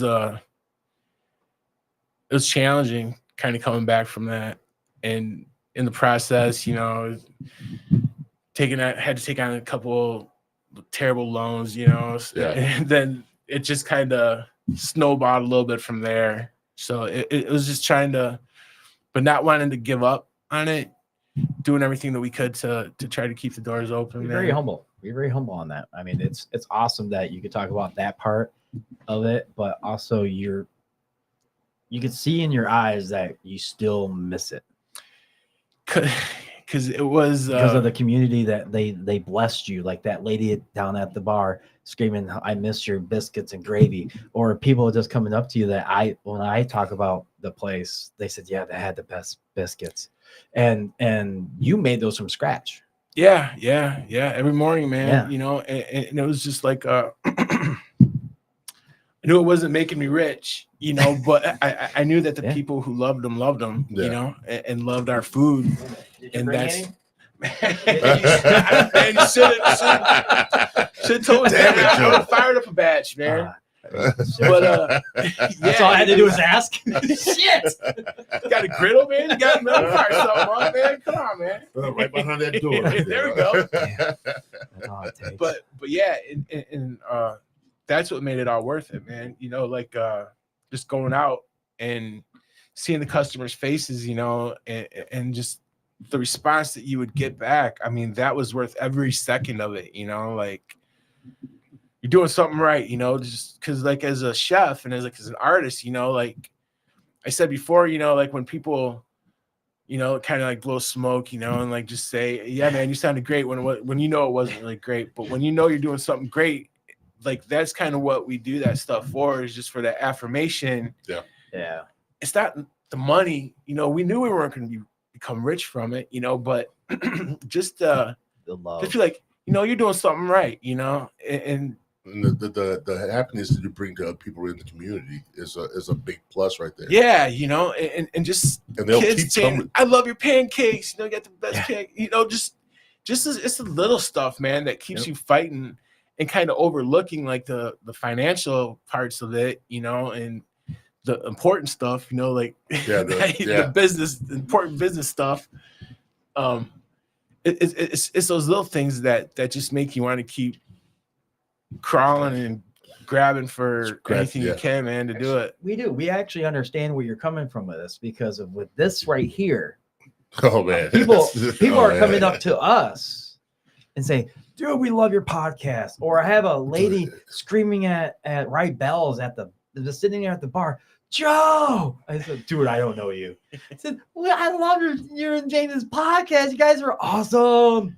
I mean, it's a cool feeling. Just to get that response from people that you didn't even know were watching, or following you. And then now you got like all the social media, which is like a double-edged sword. You know? I mean, it can. I don't fucking care. It can be a great confidence booster, or it can be like, wow, really? But once you know, but I got no regrets. Right. Once I figured out that people were actually watching and following us, it was a great, because I would go to a store, James, I watch a podcast all that. I do. I'm very humble. He's very humble. I'm like, that means so much to me. I appreciate that. That's so what much. It's about, man. You know, like that's why you'd keep doing this, man. Yeah. And that's the stuff that makes you keep doing it. I said, you're that one follower that we have. Thank you. Yeah, tell your friends. You know, it just grows like that. You know, but I'm constantly handing out cards all the time on my business card. Hey, please watch. And I appreciate it. Tell somebody else to watch, you know. And people are like, yeah, we listen to it on when I'm on the road or something, or I'm at work or something. Yeah. And I was like, dude, as soon as we hit it to the point where we got it on Spotify or something like that, where you can just listen on the radio in your car, it's a great feeling, man. It's a great feeling. We have a lot of work to do still, but I think we're gonna make that to that point where we're gonna be if you love doing it, man. Yes, this is something I love doing. It's worth every second of it, and growing it. You look back in 5-10 years, man, and be like, I remember sitting down there with Bendoski, man, chopping it up. Yeah, it's here where we're at now, like, so that's it's awesome to see yourself grow in ways, I just want his dream to come to reality. That was the whole point of it in the beginning, because he was on board from day one, and he wanted to be a part of it. A lot of times, that's all it takes is one person to believe in your dream, and then it's up to you to take that jump. And once you take that jump, I was on that side, and all of a sudden he says, "No, you gotta be on this side." So it was at a point where I was at a standstill. I was stagnant, and I wasn't doing the show as much, and I stopped. This guy right here pushed me so much that we need to get back on. We need to do this. People are asking about it, and I would get this same response. When you guys want to do some more podcasts, we love watching it. Like, dude, people are actually watching this. You guys are funny. Because we go back and forth. I mean, it's like a married couple almost, and it's just like, dude, you're right. And we did Johnny Ford episode. Oh, he's great, man. Yeah, Johnny's great. And we talked about him and his operation. He had brain cancer. Yeah. Did that. His house was all kinds of stuff was happening to this man, and he just overcame all that stuff. Yeah. And today that episode is one of the top viewed episodes that we have. That's awesome, as it should be, because Johnny's a great inspiration, man. He's got his book out. Yeah, I'd suggest anybody check out the book. Yeah. We have heard that. Somebody else told me they bought his books. I was telling them to watch the podcast. Like, I bought his book. I read it, and it was a really good book. Yeah, dude, that meant so much to me. I know Johnny felt the appreciation too. So, shout out to Johnny Ford, man. I'll tell you what, man. Things like that, I mean, episodes like that helped us so much along the way. And then we started bringing on like Hunter Wright from the radio station. Okay, yeah. Dude, he still asks me, dude, you guys still keep on doing that shit, man. And I appreciate that, man. Yeah. Hey, if you're watching, I need you back on to talk about your golf thing, actually. He's got like that Tiger Woods virtual golf. He's now running it. So I need to come back on and talk about that shit. So, big shout outs to guys like that helped us a long way. That's what I'm talking about. This community, man, there's just a lot of really great individuals in this community, man, that need to have the shout outs and need the pickups. And just I also acknowledge us to know that they're out there, because there's some really great people. I also want the little people in the town too. It's someone that just goes around and cleans up the St. Joe or cleans up Stevensville or any town around us. I really don't care who's in that chair to a point, because they want them to speak their mind. They want to talk about something. Like those people are the most that's overlooked. I mean, people like that. Yep. The low man on the totem pole. And give them that boost where you can just like do something positive in the community. I love those type of stories. Yeah. Love it. I mean, it's like some of the people I do bring on that he said, I don't know that much about him. But then all of a sudden, damn, that guy was actually a phenomenal person. Like Ryan Cheevers. Yeah. Dude, blew my mind, man. Blew my mind. He's been doing all kinds of stuff. I mean, like, was he now in Hollywood? He was in Hollywood for assistant and intern stuff. Yeah, just working on a big production companies. Mm-hmm. Like, dude, that's an amazing story right there, man. Even Pat Moody. Yeah, Pat. He never knew pumped Pat us a lot. No, Pat was responsible to getting our business out a lot. I mean, and he's done it for a lot of small local businesses. Yeah. Man, Pat needs a big shout out. Well, I knew who Pat Moody was. Who his name but is, never got to meet him. And when he had him come on, I was giddy like a little schoolgirl, man. His stories were awesome. His stories are awesome, man. He met 3 presidents, and he was talking about presidents he met and things that his whole life story. The dude came with a itinerary where we had to go through it. It was almost like his own little. I have it. What you do? I have it somewhere. Yeah, I kept out of everything. Yeah, he was applying for the job or something. They just give us a rundown of all the stuff he's done, and it was pages. Yeah, it was like 3 pages. I was like, oh my god, I gotta memorize this. Is there a test after this? Yeah. Shit. It was great though, man. I mean, like I said, Wild Bill. I just wanted to learn stuff.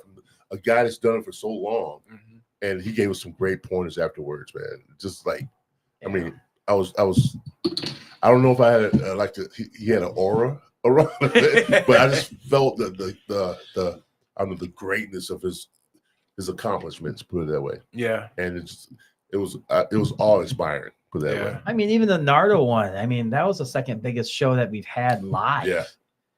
And Nardo's a great guy, and man. knowing his background and coming from Detroit, he was doing all kinds of stuff too, man. and it's just awesome hearing people's stories. The reason that I keep pushing this more on him is because people need to get their word out. People need to hear their stories. People just want to sit down and just talk. Yeah. And just hear their voice. And not only that, a lot of people in the area don't know these background stories on these people, unless they ask. You know what I mean? Right. And all I'm this is doing what is this going podcast through is for. I mean, just to get people's how they got to where they are. Give us their vision on what they want to do. Open up the third eye. And thank you. Third Eye Truth and Podcast. That's what we're here for, folks. All right, 30 minutes to go, guys. We got another 30 minutes. Let's get it. All right. So back to you. I have a couple of questions for myself, actually. Of all the stuff that you cooked, what was the worst thing you didn't want to cook? The worst thing on your menu, think, God, I gotta cook that. I hate that. You know, there really wasn't anything. It got to a point where nothing was tedious. My old ass on the line, like everything got to a point where I don't want to cook it. And that's why it was amazing that we had the people come in that we did. Just because it you know, it takes its toll on you, man. It does. I've been just that little before. hunch, man. Just that little hunch. Just a little lean, man. That gets that sciatica. Did you cook at home? Oh yeah. So you left there in the morning because I figured you said you worked in the morning shift. So you left halfway through. Then you have a nice hot meal waiting for your wife back at home once you got done. We take turns. We still, you know, we share the cooking responsibility. We both love to do it, but you know, like I've never been one to think like, oh, I better have that hot meal waiting for me. You know, no, I meant for her.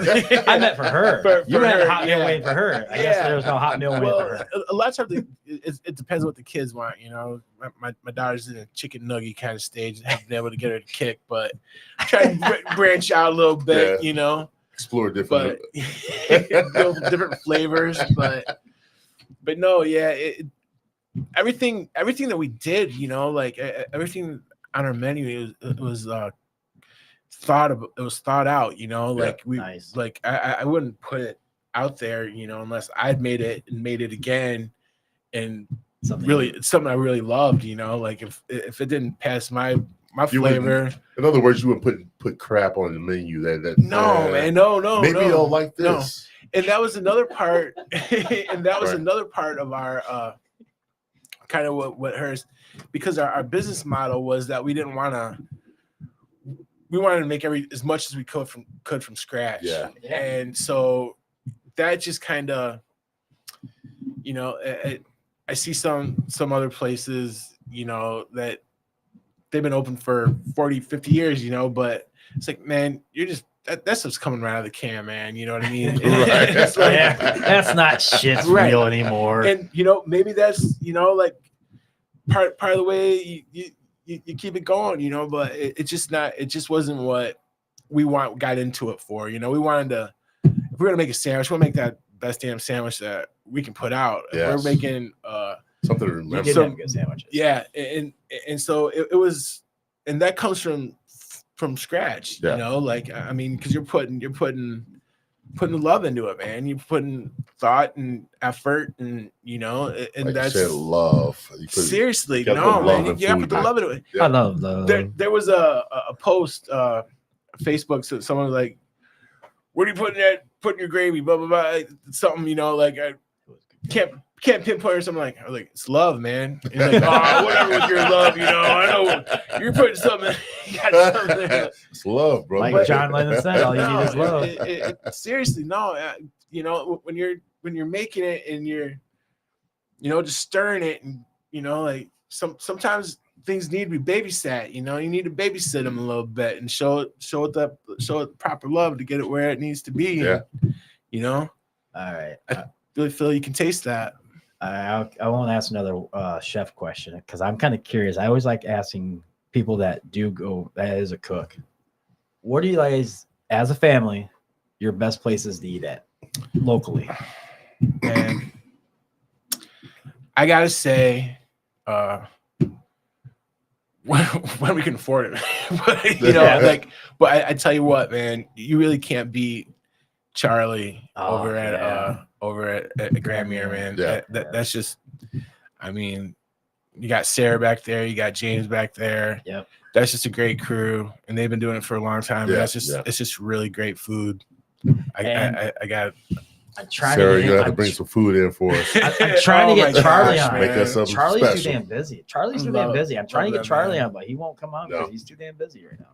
That's a good busy, man. I'll tell you what. Screw that. It's our podcast. I want to That's a out. good busy, man. You're making money, dude. I understand, man. You can take a night off. Yes, Oh, Sarah. man.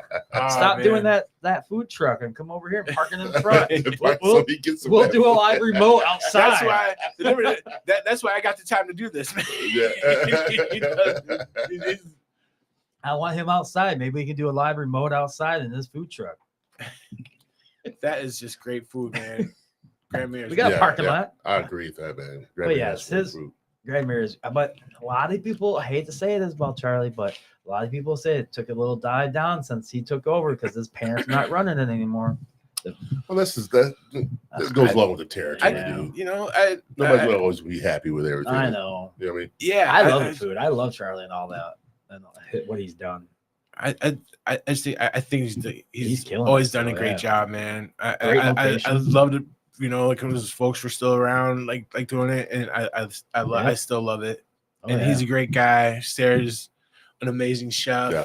James is a great chef, man. Yep. Like I said, they just got the dream team over there, Yeah. and it's just like really good food. Do you and your wife ever had like date night? Not often, man. If we do that, that's one of the places You that go to? that we go to. You know, Yeah. like if we're gonna do it, either that or just stop by the Welcome for Welcome Burger, man. You know, See. keep it simple. Yeah. Welcome It's Burger. just like I say, we just especially with the cafe, it's just really hard to. Yeah. Now we got a little more time, and we just haven't had the time yet. Still, I don't blame you. It's tough, man. But it's something that you definitely got to make time for. I would say if you want to venture out and try something new and something different, I do like Houndstooth. That's a great. We haven't been there yet, Yeah. but I've had it I heard it's once. amazing. It's really, Yes, it's try really it. good. Try It's an really- experience. Yes, it's Very, an experience. man, That if you want to try something new and different, Scratch. yes, Those guys Yeah. get down, man. I tell you Yeah. that much. yeah. Definitely Shine. want- Jimmy and Shiloh. We're gonna have to, that's gonna have to be a Yeah. date Yeah. night. That'll be. Yes. That'll be. I one would we gotta try them out, and then especially this outside in the summertime. They have the outside patio, kind of Yeah, it's on the outside back. Oh yeah. overlapping, and And it's got the- really yeah, nice down it's there, very man. nice. It's really nice in there. It's Yeah. peaceful. It's quiet. You wouldn't even think it's in Benton Harbor if you go inside. It's like, man, this is a nice place. Yep. Yeah. They stay busy. I tell Yeah. you that much. Yeah. There's been a couple places downtown there. Man, I can't remember the name of it. The Ideal Place was down there, and they used to have great Yes, food they back, used to Yeah, have- back in the day. I love their food. He was a great I great forgot about person. that place too, man. Holy shit. That was Yeah. right. Yeah. They had some great stuff, man. And Mason Jar, Jamie and Annabelle over yeah, there. they're doing great, man. Now they're expanding. great. Yeah, Yeah. that's awesome. Yeah, now they're gonna be expanding. Can't wait to see They've done that. a lot of good work down When there. we first opened, we see them that they were always supporters of us, man, and that was such and that was a great honor, Yeah. to have them come in there and see them, enjoying what we were doing, Right. So it was awesome. They do So really a great lot stuff of over me- there. A lot of great places around here to eat. I tell They you that really much. are, man. They really are. Especially in the summertime, when it Yeah. opens up even more and it just expands from there. Yeah. So Dude, I tell you what, the times I've been in the Mason Jar is like every meal I've had has always been on point. Yeah. On point. I've never had anything bad there. I get the same thing every time I go. I try to switch it up. I know I love the duck bacon. Yeah. It's so good. How'd that go there, buddy? Are you okay? Are you okay with that? Jesus. The way with rancheros. Oh man, that's good stuff right there. I tell you that. Scoop my chair a little more. No, hey, come back over here. Get a little closer. Speaking of huevos rancheros, there's also a Joanna's over by the Secretary of State. Man, she has that. They're doing some. Really? Amazing tacos. Yep. What's it called? Joanna's La Michoacana, I want to say. Yeah. It's right next See, to the stuff that we don't know about these up and coming restaurants. Yeah, they make really great drinks. Like what's different fruit, you can make any kind of concoction, but yeah, the tacos there, man, amazing. Top notch. Oh man. He likes a good taco. Yes, I do. I just love eating food, man. I love cooking. I love eating. I mean, eating food, man. It's great. It's great stuff. I made pasta today. I'm making this tacos tonight. Speaking of which, Are you really? Yeah, I'm gonna make it a late night meal, but I'm gonna have tacos. Late night meal, yeah, I had what did I have last week? Shit, gumbo. No, I didn't have gumbo. I had crap. I forgot what I made last week. But it was really good though. You didn't take a picture of this time? No. Do you do a lot of cooking, James? Yeah, I do. He loves cooking. I love cooking. What's your signature dish? The one I like to make the most Chicken is my nuggets. no Cajun chicken pasta. Okay. I love making that. That's one of my favorite. Cajun chicken pasta. Yes. Okay. Yes. That sounds tasty. Oh, it's really good. Man. It's really good. Mm. It's really good. I make it. I wish I could make pasta from scratch. I mean, I haven't get to that point yet, but I do all my stuff, fresh vegetables and stuff like that. So, have you ever tried? Making pasta? No, I haven't. It's really not that hard. I've seen a friend, Jimmy from Houndstooth. He made pasta from scratch, and he had pasta in his department and drying it out. Right? So, dude, it's really not that hard to really cook it. I remember Jimmy from back when he was a little punk, but now he's changed his life around, and he's like the hipster look and he actually is with the glasses and the part down the Who's middle. this? Jimmy Galbraith. Okay. And he actually now owns a new restaurant. Yeah, I heard Buffalo. That, yeah.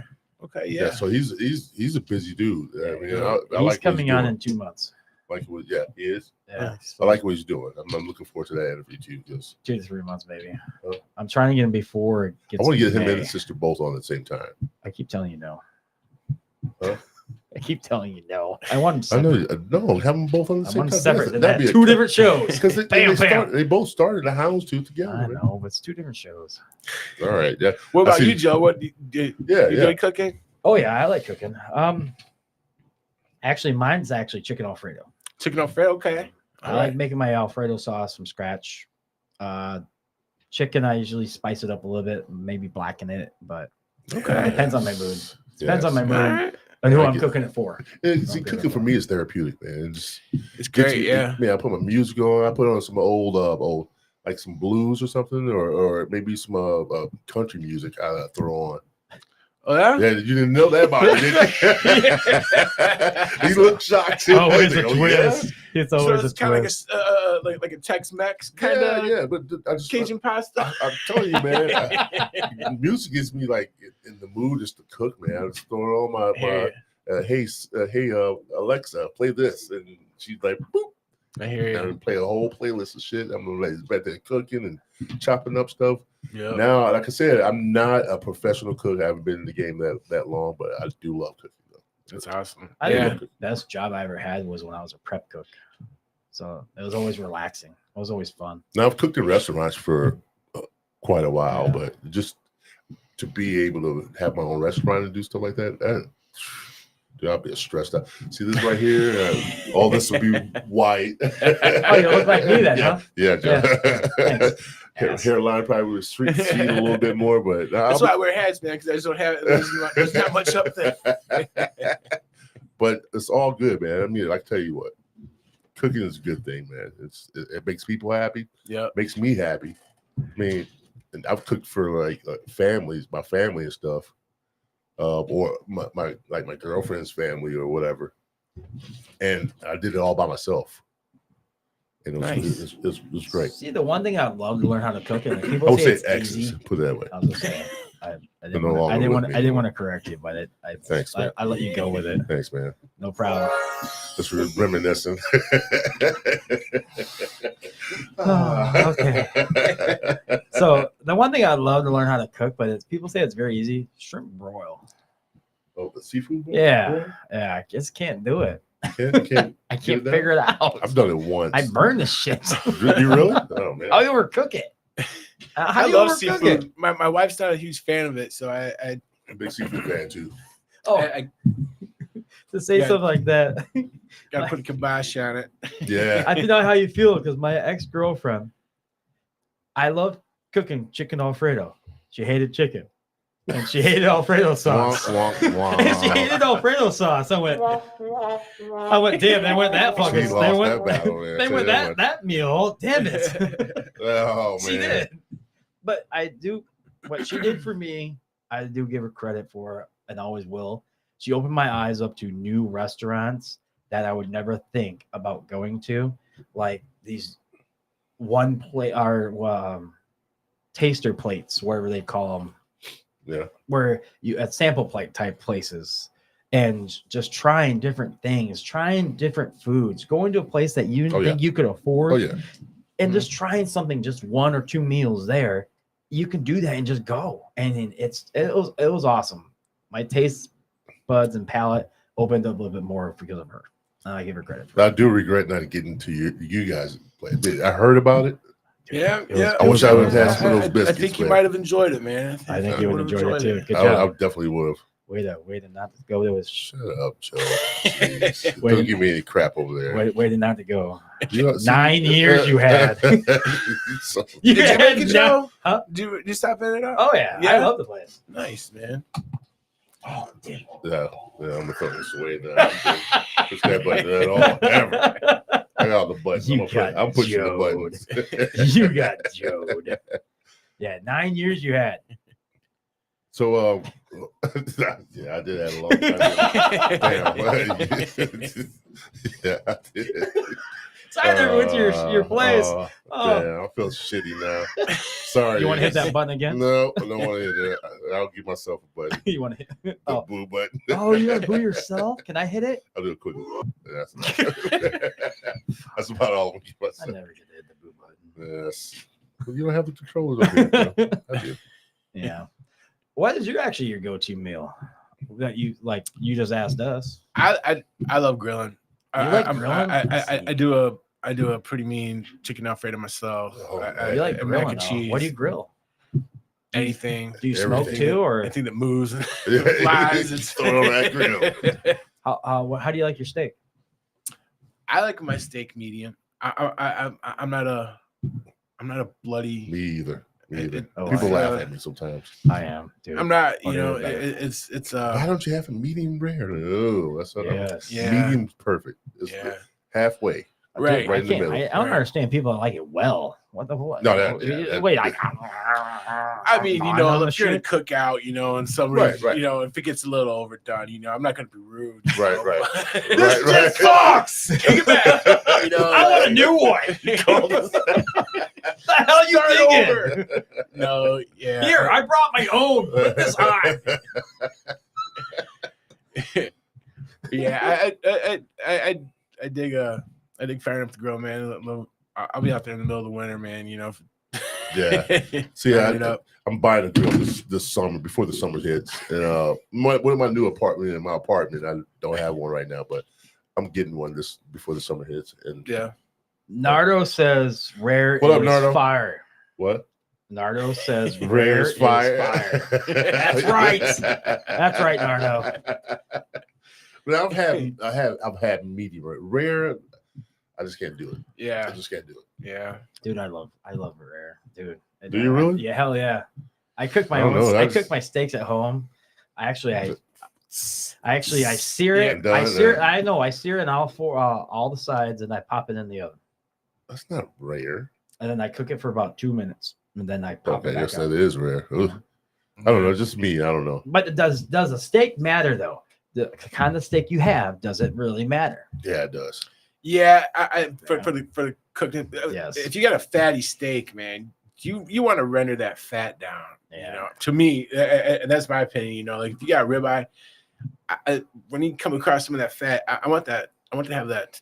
Yeah. I want it to melt a little bit. Yeah, That's yeah. all I But eat. not just chew it. Yeah. You know, or That's all I buy myself now is ribeyes and porterhouses. Oh, I like the New York strips, man. Yeah. That's my favorite. Really? That's probably Yeah. yeah. I sound like About that thing. Oh man. kind of. I love me a good New York strip, man. It's Stay right there, Joe. Damn it. Really? You guys like New York strip? Yeah, I like the New York strip, man. I'm big on Would you those. ever go to Lowry's and just buy a? I would. I'm going to this summer. Are you? The whole thing. And I'll have them cut it at least an inch I'll and buy a half half. thick. I'll buy at half. least. I'll buy half. All right. You buy the whole thing, buy the whole loin, and just Yeah. yeah. Have them carve it up you for get us. like 20 steaks out of it. yeah, but you got I mean, it's got to be marbled. You got to have a good marble. The Yes. steak has to have a good marbling, Yeah. man. You got to have fat's flavor, man. You got it like Yeah, it it's does. don't have much marbling in there. It's gonna be leather no matter how you cook it. Yeah, useless. Yeah, another question? Yeah. Trying to read it. What message or advice do you have to inspire artists and musicians and even people thinking about becoming a restaurateur? Restaurateur. Restaurateur. I'd say just That's it. you know, if you That's have a a deep dream, if there's something you want to do, man, just do it. That's a deep question. There's a lot of times we can talk ourselves out of doing stuff like that. Like this could be a risk. It could, I don't know if it's financially great for me right now. You know, like you can talk yourself out of doing something that can really be great, you know, and we could have talked ourselves out of not opening Full Circle Cafe. Yeah. And I think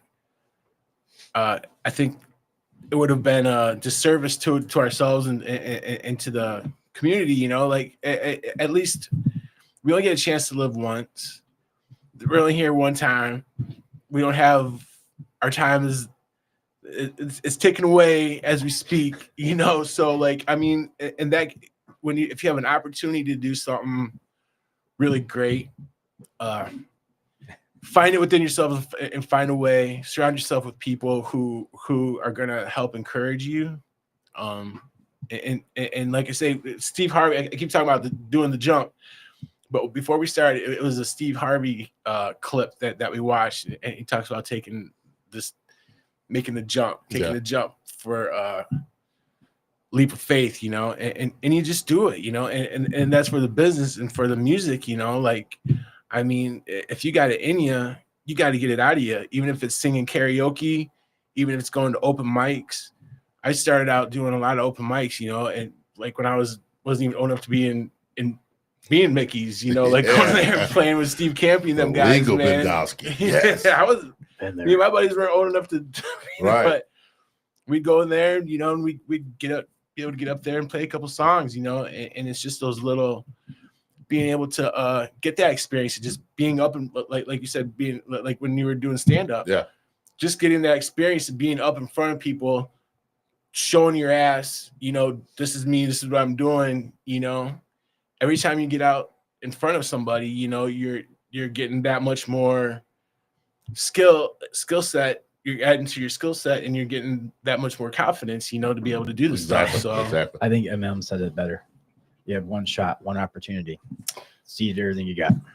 you know, Yeah, that is true. I agree with you on that. Yeah. yeah. Steve Harvey hit pretty hard though, Yeah, Like, yeah. especially like I on the eve of like opening of like are we gonna do this? So there were butterflies in the beginning, of course. Oh, right? yeah. Of Oh, course. Yeah. shit. There's Yeah. butterflies, anything. Like anybody that wants If to you leave don't a have job. butterflies, there's something wrong. Yeah, no, Doing something. no, man, no. Yeah, I'm nervous every time I get up in front and do it. But once I start singing, got everything's working. like my it's not making any like serious feedback or anything like that. You know, like all right, now it's up to me. You know, and I can do this. Take control of that. He gets scared every time he comes on the show. I was scared on the way over here. I'm like, man, what? Why did I say yes to that? But see what happens though when you start talking and we start getting into Yeah. it. I mean, it's like So it's like really relaxed. That's what I'm saying. We can talk ourselves out of doing lots of stuff, man. Yeah. You know, and if it's something that we really love, that we're passionate about, don't listen to the crickets and the background noise that's telling you, like, naysaying you, because a lot of times, you know, there might be two naysayers, but 10 people that are like, you know, like kind of pulling for you and there to encourage you. So definitely follow your dreams, bro. Hell yeah, Sister. Yeah. Got some more on there? No more questions? No, I'm just typing to him and say thank you for all the questions. All right, good. So we want to get into the last bit of our 5 minutes. What did you do? A little shout out. We're gonna start off with you. Whatever you're doing that's coming up, bring it on out. Want to promote yourself for the next upcoming event for yourself? Anything that's going on in your life, just promote it for us. Yeah. So the only show that I have really coming up so far this summer or in the near future is on Saturday, going to be out at on the River Tavern again. It's a lot of fun out down there, man. We're playing down there. Looking forward to getting outside. So anybody's got any openings, you know, any hit this man up, let him sing for you guys. He's great. I'll find places for you. Nice, man. Nice. I'll find a couple places for you. I will. But I know people. Well, Joe's got connections. I do. Connection everywhere. Well, thank you guys for having me on, man. I appreciate it. Thank you. Thank you for coming on and saying yes. You guys are doing some really cool stuff. Oh man, hope it keeps up. We could keep on going, man, as long as we can. Your turn. No, it's your turn. Damn it. You know how it goes. I know. I always try. You know how I it always goes. try. For you, Ryan. I didn't get Jode. You can't get Jode. Can't Jode Joe. So for you, Ryan, dude, you're phenomenal singer, phenomenal cook. I think sky's is still the limit for you. You're still young at heart. It doesn't matter. Even still young in age too, man. Yeah. He's a baby. Yeah, that's what I'm saying. That's what I'm saying. So you I'll be keep waiting on for you going. when you hit 50. It's right around the corner, man. It's right around the corner for him. But you just keep on being you and living the life and living the love and living the respect that you have for everybody around you. Nothing but good vibes. Hey, man, I really appreciate that. All right, man. Dude, this has been a pleasure, man. It's been a pleasure, dude. Absolutely. Thank you. I've known you for we've both known you for a while. Dude, I'm sorry I didn't get the chance to come. It's all good, man. It's all good. I feel bad. I really want to. If I come back, biscuits and gravy, man. If you guys have me back, man, I'll find a cookbook, man. Bam. A cookbook. Hell yeah. Hell yeah. I want biscuits and gravy. Hell yeah. But, dude, I'm so happy that you did all this stuff in your life. You made a lot of people happy, apparently. Yeah. You did a lot of stuff in the community. So that right there being said, take my hat off to you and Jamie, man. I've known both of you guys. I worked with Jamie back in the day, and congratulations to all your good work you put in. And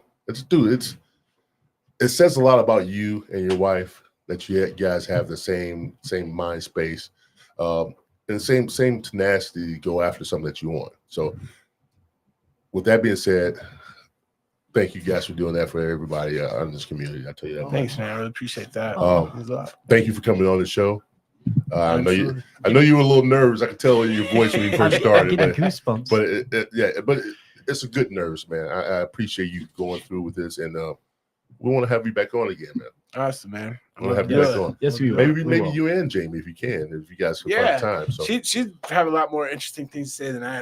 you guys will pinball off each other. It'd be great to have both of you guys on. Definitely good questions out of that one. It'd be great to have both of you guys on. Okay, guys, we are closing out episode 68. 69 on Wednesday. My favorite number. 88 better. But we do have Jimmy Covert and Ed from the Incredible Johnsons. Yes, on Wednesday night. 8 o'clock. Be there, be square, guys. This is Third Eye Truth There podcast. Signing off. I'm James Gill, your host. Joe Hill, the co-host, and our special guest, Ryan Bendoski. Guys, thank you for joining us tonight. We appreciate you. Once again, if you see that coffee on the screen and you want to donate, do that. And for YouTube, hit the like, subscribe. Just give us money. It's okay. Yes, we like it. Like, subscribe, and then leave a comment in the comments, guys. I appreciate you all. I haven't got paid yet. We love. I haven't either. We both.